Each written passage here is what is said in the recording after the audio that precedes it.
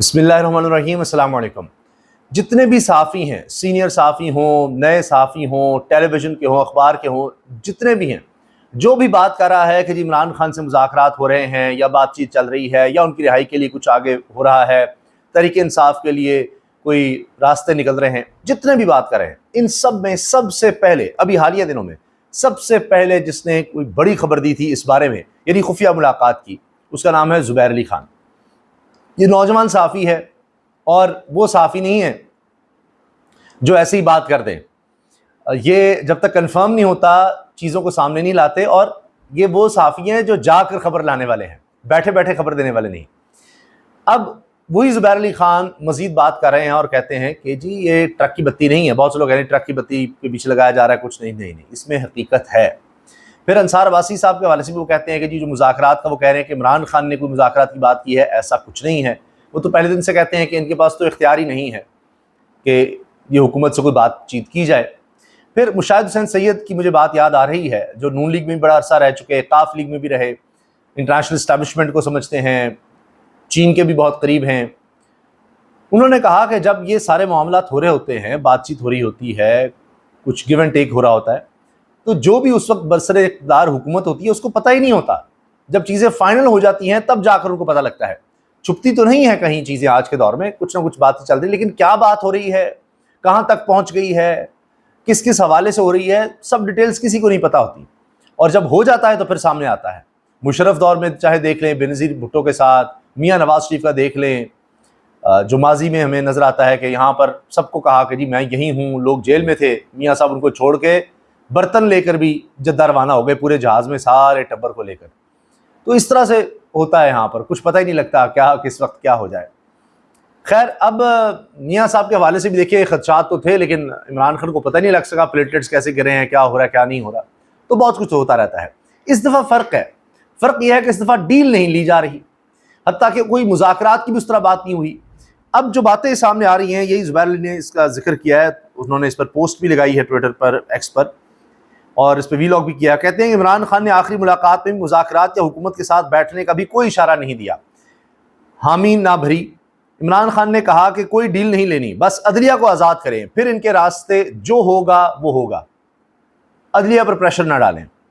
अब जो भी डील की खबरें फैला रहा है, जैसे अंसार अब्बासी साहब हैं, वो सीनियर सहाफ़ी हैं, वो सब तो इमरान खान को कमज़ोर करना चाहते हैं, पार्टी मुखालिफत में या मुखालिफ पार्टी के साथ खड़े हैं कि जी कोई डील कर रहा है, फलां कर रहा है, जी गिर गया, ये हो गया, वो हो गया, फलां ना।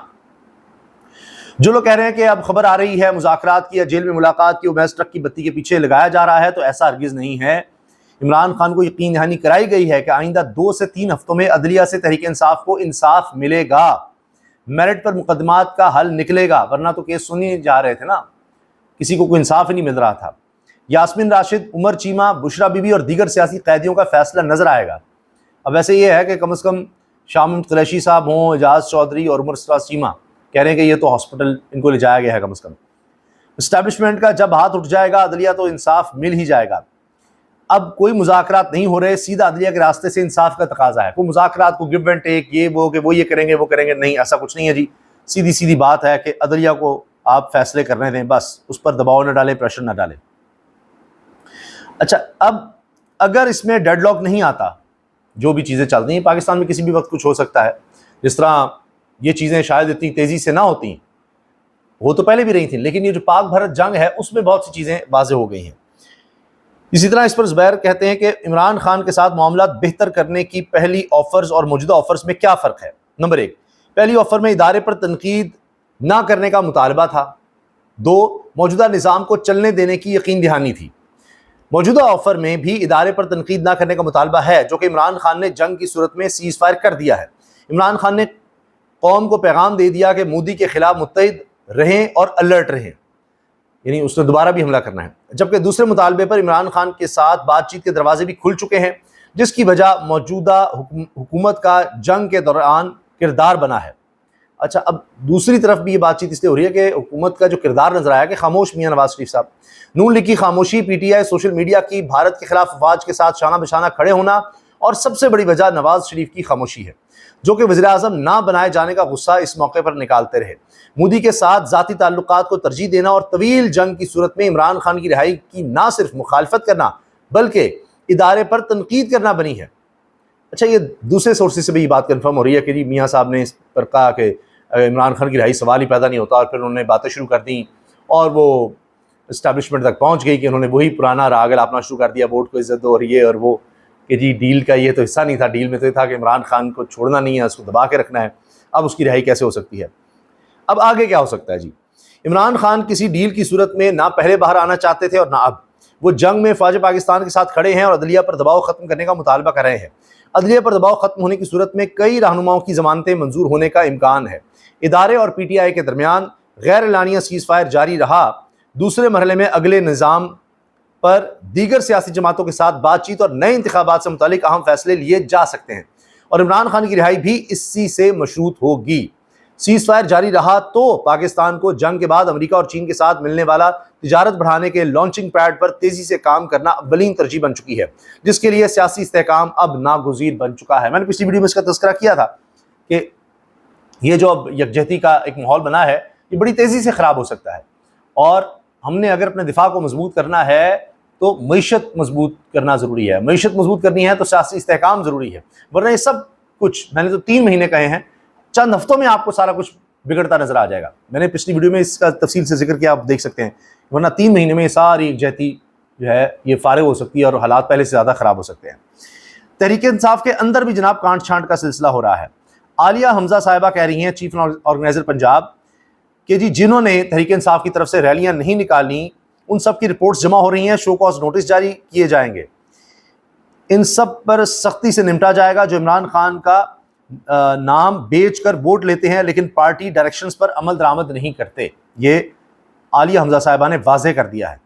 और वैसे तो जो पाकिस्तान जिंदाबाद रैलियाँ निकाली हैं उसने तो माहौल बदला है वैसे तो, लेकिन उसमें भी अगर कोई नहीं आया तो फिर उसके खिलाफ तो एक्शन बनता है। किसी ने बानी का नाम लेकर गलत बयान दिया तो इसका नाम जाहिर कर दिया जाएगा। अलीमा खान इमरान खान की बहन सामने आ गई और कहती हैं कि जी किसी ने अगर इमरान खान से मंसूब कोई बयान दिया और गलत दिया तो हम उसका नाम जाहिर करेंगे, ये झूठ बोल रहा है, ये गलत बात कर रहा है, ये गलत बात कर रहा है। और उन्होंने कहा कि जी अगर कहता है जी मरूसियत हो रही है तो कहता रहे, हम बहनें हैं, हमने अपने भाई के लिए निकलना है और निकलते रहेंगे, कुछ भी हो जाए हमें उसकी परवाह है, हम उसके साथ खड़ी हैं और उसके लिए डटे रहेंगे, हमें तनकीद की बातों की कोई परवाह नहीं है अगर कोई बात कोई इधर उधर करता है तो। अब इसी में ये था कि कमल शोज़ब साहिबा की एक वीडियो सामने आ गई जिसमें वो अलीमा साहब तनकीद कर रही थी। आज उन्होंने इंसदाद दहशतगर्दी अदालत रावलपिंडी में बार बार कोशिश की अलीमा आपा कहकर, अलीमा आपा आपसे बात करनी है, अलीमा आपा आपसे बात करनी है, तो वो टालती रही कि छोड़ दो, हम पर सब लोग तनकीद करते हैं, नू लिखी भी करते हैं, हमें परवाह नहीं है, छोड़ दो। कहती नहीं, वो मेरा सियाक़ो सबाक़ से हटकर वीडियो निकाली गई किया। उन्होंने कहा जो भी है बस रहने दो, छोड़ दो, हमें इस चीज़ की कोई परवाह नहीं। अच्छा जी, इमरान खान के लिए हालात साजगार होना शुरू हो चुके हैं। कुछ वक्त लग सकता है लेकिन बेहतरी तो होगी, ये तो साफ नजर आ रहा है, साफ़ी ये चीज़ें डिस्कस कर रहे हैं। अच्छा, ये बड़ा दिलचस्प है जी, शहबाज शरीफ साहब के साथ क्या हो गया। इमरान खान के खिलाफ हत्या की इज्जत केस ठुस हो गया। शाकिर महमूद अवान बड़े अच्छे कोर्ट रिपोर्टर लिख रहे हैं, इमरान खान के खिलाफ हत्या की इज्जत के दावे में शहबाज शरीफ ने वीडियो लिंक पर पेश होकर बयान पर जिरा करवाई। इमरान खान के वकील ने शहबाज शरीफ से 10 सवालात किए। ये शहबाज शरीफ ने इमरान खान पर मुकदमा किया हुआ है हत्या की इज्जत का कि जी मुझ पर इमरान खान ने झूठे इल्ज़ामात लगाए उस पर, तो अब जिरा थी, यानी इमरान खान के वकील शहबाज शरीफ से सवाल पूछ रहे हैं। 10 सवालात किए गए शहबाज शरीफ से। इमरान खान के वकील ने पूछा कि और कहा खान ने बराह रास्त आपका नाम नहीं लिया, मगर शहबाज शरीफ ने कहा कि मुझे लगता है इनका इशारा मेरी तरफ था। यानी इमरान खान ने बराह रास्त शहबाज शरीफ का नाम नहीं लिया, लेकिन शहबाज शरीफ कह रहे हैं जी मुझे लगता है। यानी ये तो वही बात होगी कि चोर खुद कह रहा है कि हाँ जी, ये इसने जब गाली दिया है कि चोर जो है वो उसको कोई गाली दे दो कहे जी मुझे ही दी है, तो वो बात है। शहबाज शरीफ कह रहे हैं मुझे लगता है कि ये इन्होंने मेरे बारे ही किया, बात की, मेरी तरफ ही इशारा दिया है, तो केस तो सारा फारिग हो गया कि अगर शहबाज शरीफ कह रहा है हाँ मेरा नाम नहीं लिया या इस बारे में डायरेक्ट बात तो नहीं हुई, तो फिर बात की क्या रह गया। तो ये केस भी इमरान खान के खिलाफ ठुस हो रहा है मेरिट पर। आप किसी से भी पूछ लें, साफ़ी मैं देख रहा था इस पर बात कर रहे हैं, दीगर लोग भी बात कर रहे हैं कि इन केसेस में जान ही नहीं है। जिस तरह रातों के केसेस लगाए गए थे, फौरी तौर पर सजाएं दी गई थी, सुबह से लेकर रात तक सारी दुनिया को पता लग रहा था किस तरह सजाएं दी हैं, फिर वो आगे ठहर नहीं सकें, फिर उन जजेस को इधर उधर कर दिया गया कि अब इनको लंबा चलाया जाएगा, लेकिन फिर हालात संभलते नहीं नजर आए और ऊपर से हुक्मरान खानदान एक्सपोज हो गया।